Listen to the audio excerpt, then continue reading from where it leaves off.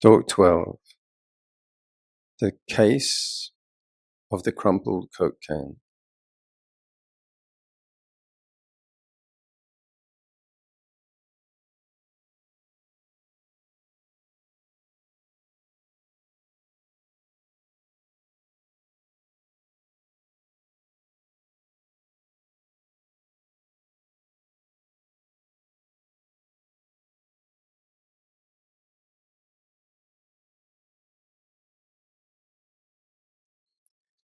Okay, firstly, let me ask you, have you ever seen a monk turn into a Coke can? Seriously, because it can happen. Now, I won't break a precept by doing it right now, but by the end of this talk, you may have witnessed a transformation. An inner transformation, mind you, if not an inner contradiction. But on one condition, it must be a crumpled Coke can, preferably discarded, unwanted, and not even being recycled. But first, let's take a look at how the Dharma resolves inner contradictions. The Dharma uses letting go. The Dharma encourages moderation. The Dharma promotes wise restraint, non-identification, seeing issues clearly and stopping identifying with them. The Dharma promotes moderation, renunciation, present moment grounding, non-comparison, and relinquishing outcomes. We all need connection. We do. We all get lonely. Having got connected, we want to get out and be alone. We wish for belonging, and yet we also want freedom and independence too. Think of standing in a crowded room and smiling politely, secretly longing for quiet retreat, for rest, and just being alone afterwards. Sometimes when we're in crowded places, public places, train stations, or when you're walking a pavement and a stranger is approaching, do you say good morning or not? Do you want connection or solitude? We want connection, but we feel we need solitude. It's the real thing. Anyone remember that song? A group of peace-loving people from all over the world are gathered at sunrise on a beautiful cliff overlooking the ocean, beaming love and friendship. The camera pulls away. They sing, "I'd like to teach the world to sing in perfect harmony, grow apple trees and honey bees and furnish it with love." Okay, at this point, you probably think this talk is being sponsored by fizzy drinks companies. There is no truth in this. But there is a drinks dispenser at the back in case you feel a need for a lip-smacking, thirst-quenching, ace-tasting, motivating, good-buzzing, cool-talking, high-walking, fast-living, ever-giving, cool-fizzing, peptic ulcer, and tooth cavity. How did this phenomena show up in daily life? Well, think of these scenes. A person arrives at a group meal and they hesitate. There it is. They're unsure where to sit, who they naturally belong beside. They want connection. And they need to be solo. Or another one, in a shared kitchen. Two people are there already, and they're in mid-conversation while someone else enters and waits quietly for the kettle to boil, hovering at the edge of the exchange. The first two, they are connected. The third, solo, can't quite connect. Not sure if they could or should. Wanting connection, but also needing solitude. A third, A hubbub or chatter is going on in the staff room in the school, and someone walks into the room. The voices all dip slightly. Everyone was connected, but the solo person entering breaks the spell, and their pleasant solitude also becomes an awkward silence. Discomfort. Another one. At a group meeting, laughter breaks out, but one person is half a second late, and their eyes tell they don't quite understand the joke. George's label. In Vienna, meditation teacher George Bickel visited me early one morning, giving me a rousing speech on mindfulness and the importance of every single moment awareness. With his sweater on back to front, so that the label was sticking out under his chin, the rest of us were busy silently suppressing a smirk as George looked around. What is so funny? Someone sits alone in a cafe, watching everyone else, while pretending not to. Unlike everyone else, they are unabsorbed. A person is happily alone, breathing, sitting peacefully, enjoying the nature. Just as silence has settled very comfortably, there's a timid knock at the door.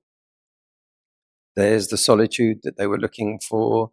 Now we're going to have to have community. We're going to have connection, whether we like it or not. On an aeroplane, elbows negotiate, nudging for the armrest. Ever done that before? It happens without words. Both want their space. Both might open up and connect and start a conversation. But then the sharing would follow, and that would mean sacrificing solitude and possible sleep. Sharing the seat rest, my night flight over Karachi. When I first ever long flight, me and my school friend were aged 21. We flew from London to Moscow to Karachi, Pakistan, to Bangkok to Manila. I had never been on a night flight. Thus, I had never seen the planet Earth from the sky at night. It was one of the most exciting and inspiring experiences I'd ever experienced. As we left Karachi at night, about to fly over India, we had been given aisle seats. An Indian businessman, frequent flyer, was stuffed into the seat by the window. For me, the prospect of seeing India at night and taking off was already exciting enough.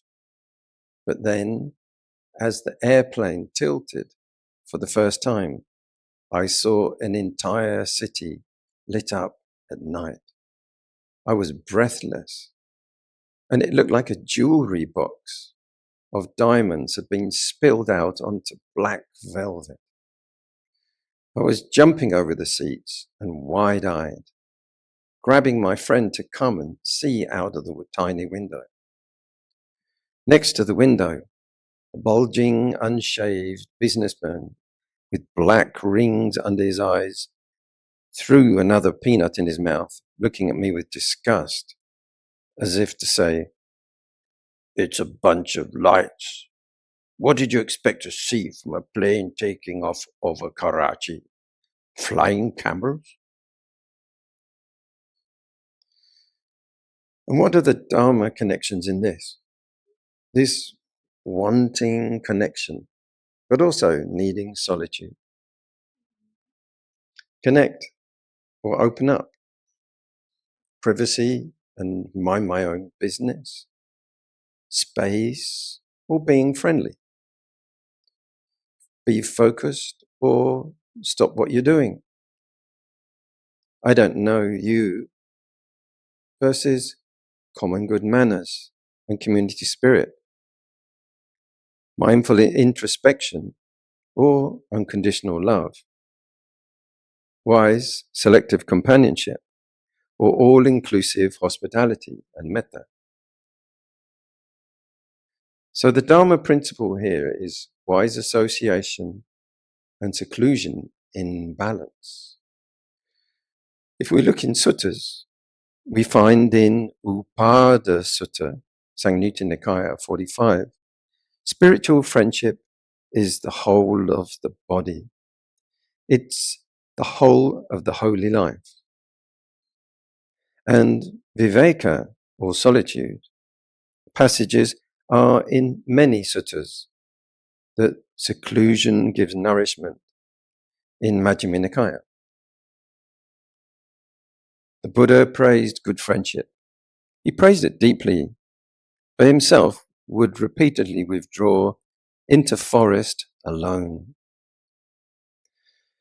Community sports practice. Solitude deepens it.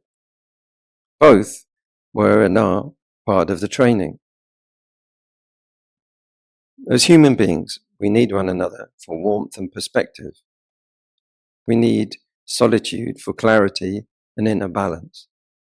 We need wise companionship to support the path, and seclusion to deepen it. We need connection for belonging, and solitude for integration. We need others, and we need space to do our inner work. So wanting to belong, and also needing autonomy. How does the Dharma resolve such inner contradictions? This wanting to belong, but also needing autonomy. It's perfectly natural to want to belong, be the property of a place or a group, or to be a member of a particular group or organization, and to have an affinity for a special place or situation. But we also need autonomy. So what is autonomy? It's self-government, independence, sovereignty, freedom. We also need freedom from external control or influence. We need a balance between membership and independence. Clinging brings pain of separation, isolation, and a sense of being misunderstood, excluded, alienated, may just increase paranoia and neurotic imaginings. So perhaps we can look at the way the need is for intelligent and sensitive balance, not just one or the other in extremes, all about the group, all about isolation. Belonging involves attachment. We cling to places, cling to people. We cling even to clothes, to gadgets, to devices. We feel comfortable with a routine of foods and weather climates. Then there is freedom from attachment. Freedom not enslaved by attachment. Wanting connection, but also needing solitude. Wanting mutual friendly trust, but also needing emotional safety. So what is that? What is mutual friendly trust? Let me give you some examples. But before I do, a quick tale. You sure? Okay, so late at night, a man wakes. Rain is hammering down. The clock says 2 a.m. He hears a knocking on the door downstairs. His wife says, "Go and see what that is." So he gets his coat on over his pajamas, leaves his warm coat. The knocking comes again. He puts the chain on the latch and carefully opens the door a little. In the pouring rain, a man is there. The smell of alcohol strong as he slurs. "Sorry, excuse me. Could you give me a push, please?" Behind the door, the man replies, "I'm sorry, mate. You're completely drunk. You shouldn't even be driving." "No, I'm sorry. I don't want to get involved. Look, there are some other houses along the way." And he slams the door closed, thuds up the stairs grumpily, goes back to bed, switching off the light. "Who was that?" asked his wife in the darkness. "Oh, never mind. Just some weird drunk, absolutely sozzled. Go back to sleep." After a while, her voice is heard again. "But I mean, what if everyone was like you? What would the world be like? You remember that time we broke down on the A1 in the middle of nowhere and you walked across that field to a farmhouse and the farmer let you use their phone to call the car service? You remember the wife even put a thermos of hot tea in when you came back? After stewing in the dark for a short time, he responded, "Oh, okay, I suppose so. I'll go see." So he put his work trousers over his pajamas, his thick raincoat on, and a hat, got an umbrella, and pushed open the front door. All he could see was pouring dark rain. He called out, "Oi, okay, I'll give you that push. Now, where are you?" Then a drunken voice came back from over the hedge. "I'm over here, sitting on this swing." So, yeah, mutual friendly trust. So, wanting connection, but also needing solitude. Wanting mutual friendly trust, but also needing emotional safety. So, what is that? What is mutual friendly trust? Let me give you 5 examples. Firstly, there's an environment where everyone feels comfortable sharing their thoughts openly, knowing others will listen with kindness and without judgment. Or second, there's a setting where everyone trusts that their personal boundaries will be respected, and there's no pressure to disclose more than they feel they are ready for. Thirdly, there's a relationship where each person knows they can rely on the other for honesty and constructive feedback without any hidden agendas. Fourth, there's a shared understanding.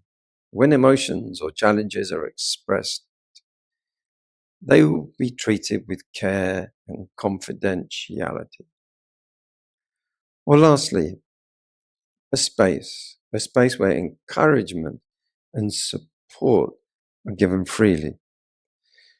And nobody there feels they have to perform or prove themselves to earn that support.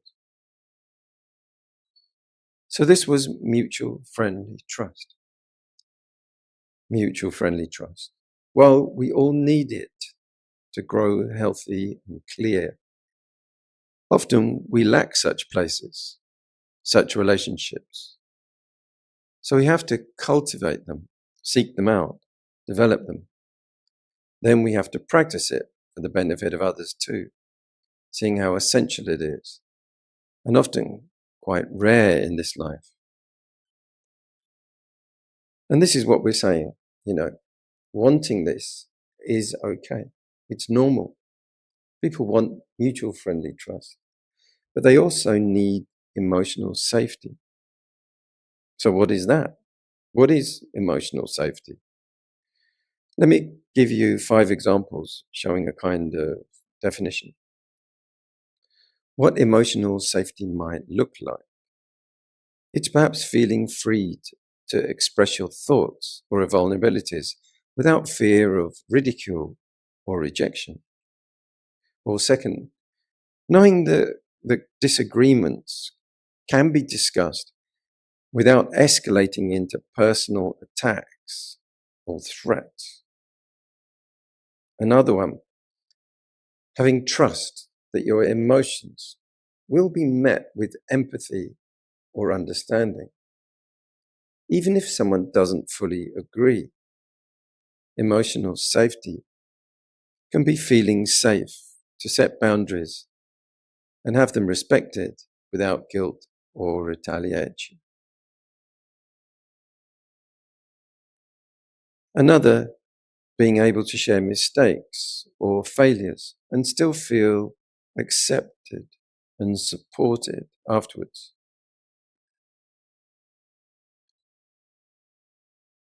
And do you feel okay with that?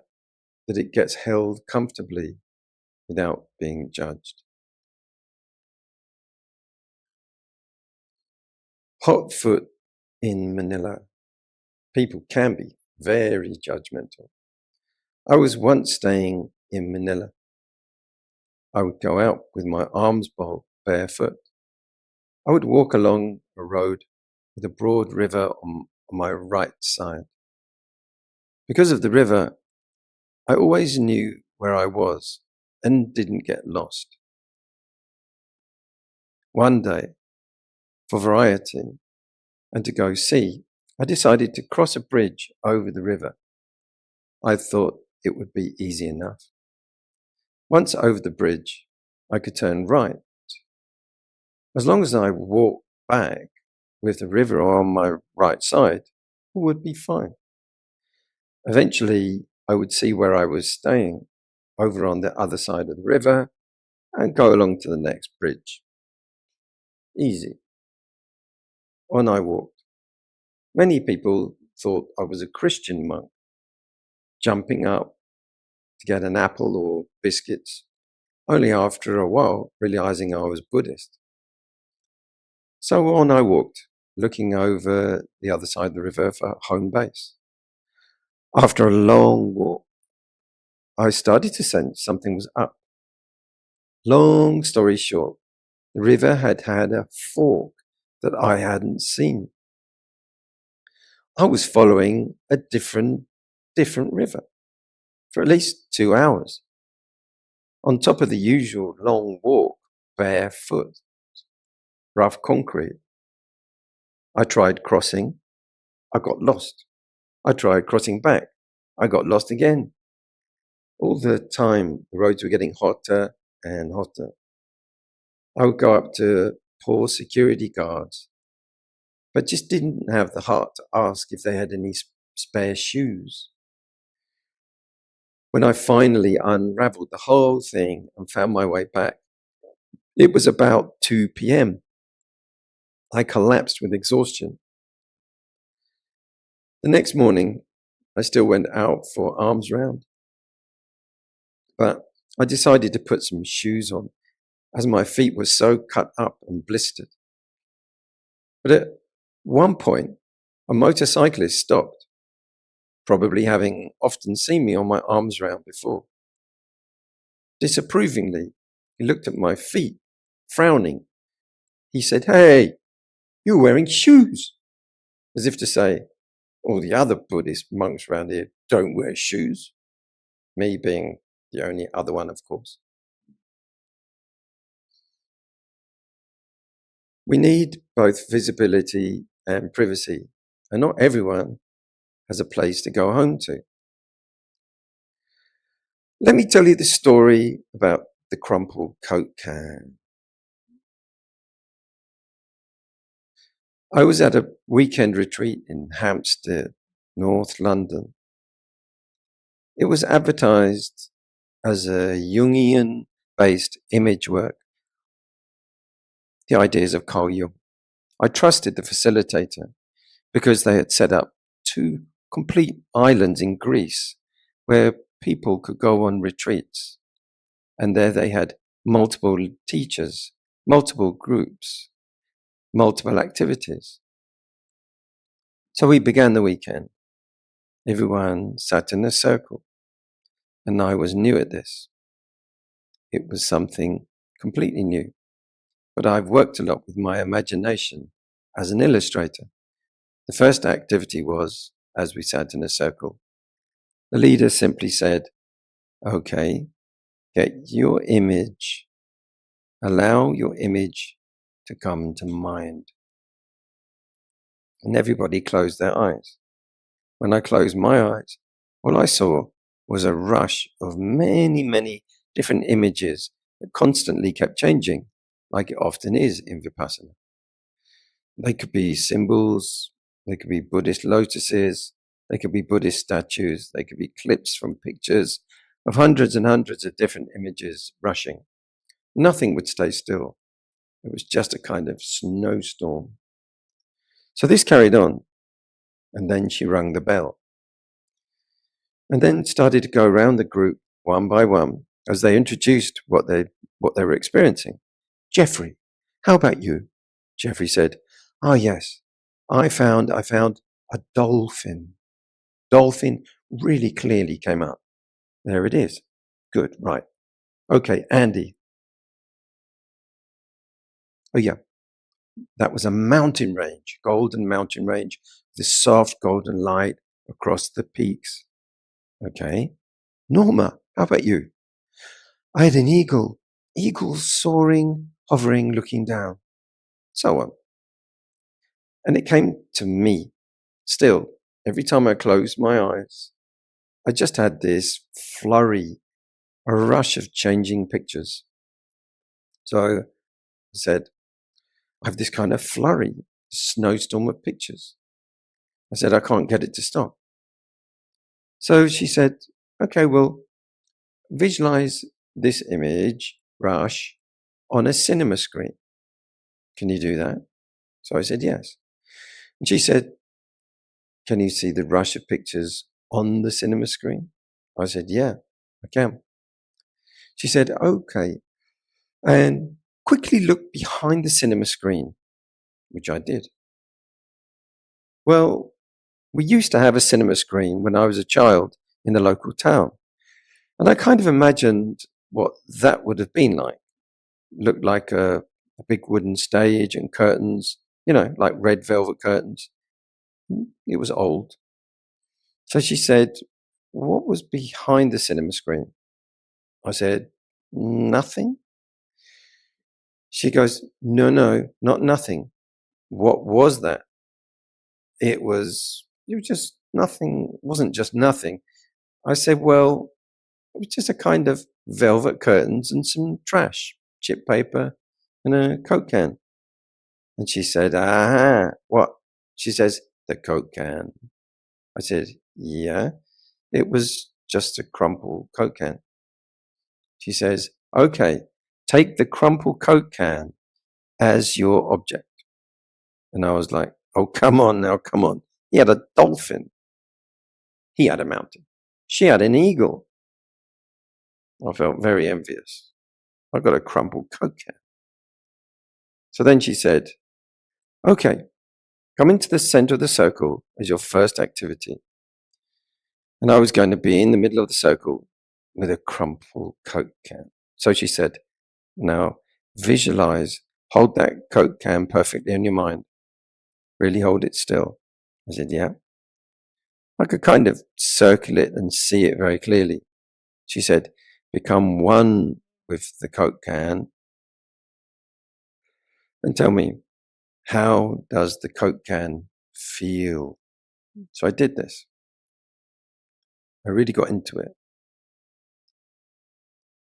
How does it feel to be a discarded, crumpled Coke can? And I said, yeah, I feel abandoned. I feel unneeded.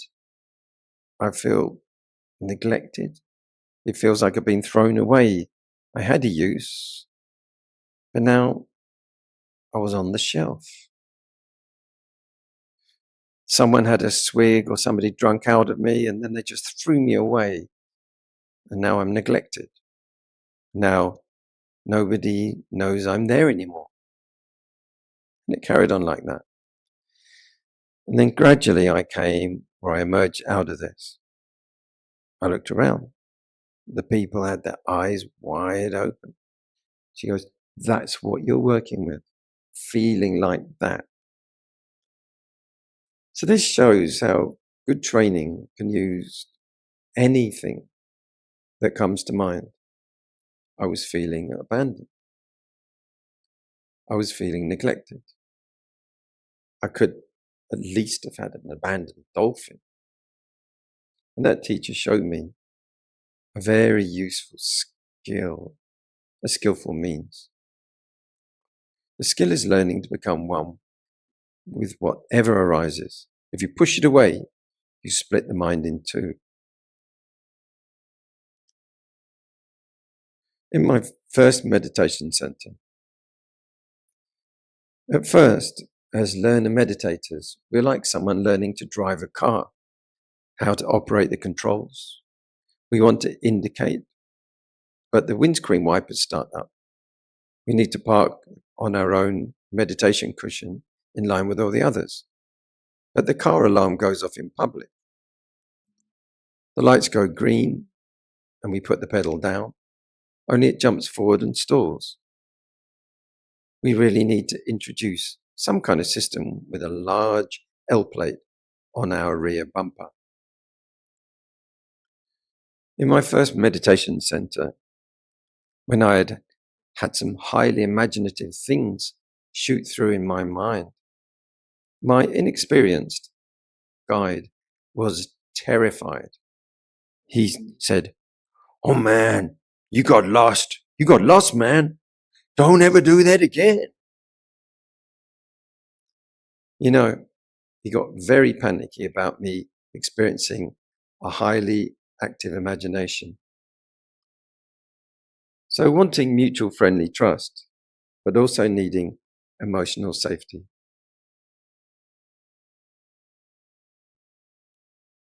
The unwelcoming sneer. There was a Buddhist conference I arrived at once. I traveled some 2,500 miles or so, not barefoot, mind you. I went directly from the Philippines. I went directly from the airport. So, I had one of those purple puff shoulder neck rests. I was wearing that. I had these long tan Mahayana overrobe and a folded woolen blanket, from sleeping, all crumpled over. I had my ear defenders were still round my neck. Some black eye masks were dangling from my pocket. And it was practical, but unconventional. But I also had some dark red sneakers that proved practical for schoolwork. Vans, off the road skateboard shoes. So you can imagine that arriving with my 20-kilogram flight case at the Buddhist convention, direct from the taxi, I may have looked somewhat less than your usual monk. And there was a very senior British Theravada Orthodox monk there, visiting from Thailand. He puffed himself up, horrified and disgusted. He sneered and snarked loudly. "Who are you? No, no, no, no, no. What are you?" Looking with disgusted contempt at my appearance, as if he had kind of scraped me off his shoe, without a word of greeting or welcoming. Who are you and what are you? They were rhetorical questions. Who are you and what are you? He meant to alienate and prejudge, made to make me feel excluded, unwelcome, and himself feel superior, included, and entitled. Actually, I recognized him as someone I'd once slept at his place one night in his room during an unexpected stopover in Bangkok. We'd chatted friendly. I warmly reminded him of this pleasant enough evening. To my horror, he boomed out, "You stole my bus pass." This I could not believe.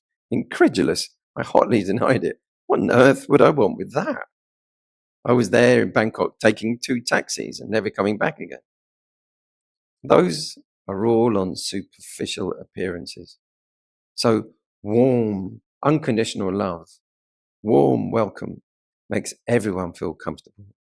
There's no boundary or limit for this.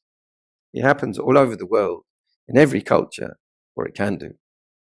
Or somehow it doesn't.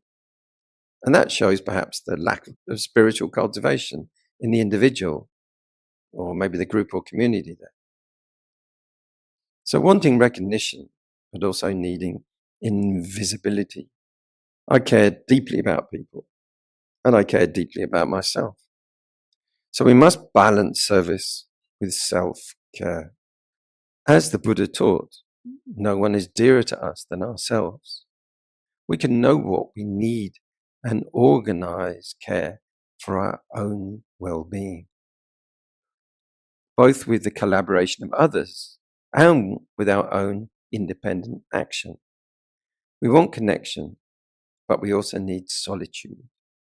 We want to be understood via expression, communication. But we also need to protect our inner world through self-containment. It's about expression and containment. Today, we're exploring this kind of tension. The tension between belonging to others and belonging to ourselves. The tension between wanting community and also needing space to think independently. Paul Simon wrote, "And from the shelter of my mind, through the window of my eyes, my thoughts are many miles away. I know that I am like the rain. There, but for the grace of you, go I. I stand alone without beliefs. The only truth I know is you." Actually, that last one is a very dependent kind of look. Do you remember the story of Padachara, who lost all of her family in a flash flood? Her infant children left on a riverbank, struggling to carry them across.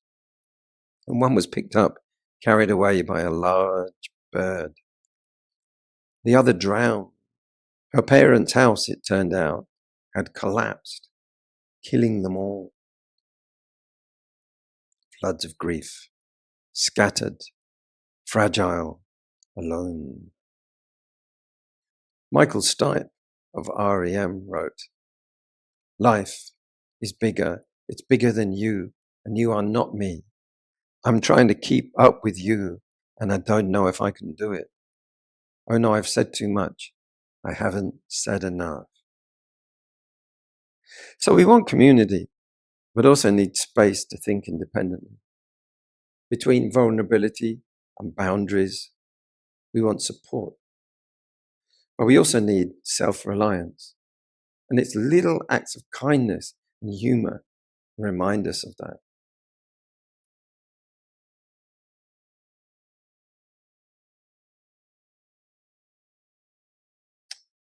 I was walking down the high street in my hometown, usually busy. It was a quiet Sunday morning, very deserted and peaceful. And I saw a very lovely looking Labrador dog tripping along the pavement, across the road, just wandering around, ownerless. And it was close to a coffee shop. So the dog was very tame, and I managed to catch its collar and calm it down, stroke it. And I noticed there was a little metal disc on its collar. Fortunately, it had a phone number on it, and I had my phone on me. So I phoned it up. I said, "Excuse me, have you lost your dog?" She said, "Oh, yes." Where is he? He's gone out again, is he? I said, yes. She said, where are you? I said, I'm down in the high street, just outside Cafe Rouge, the local coffee shop. And she said, okay, wait there. I'll come and get him. While I was waiting there, and to my surprise, a waitress in black and white costume came out from the coffee shop.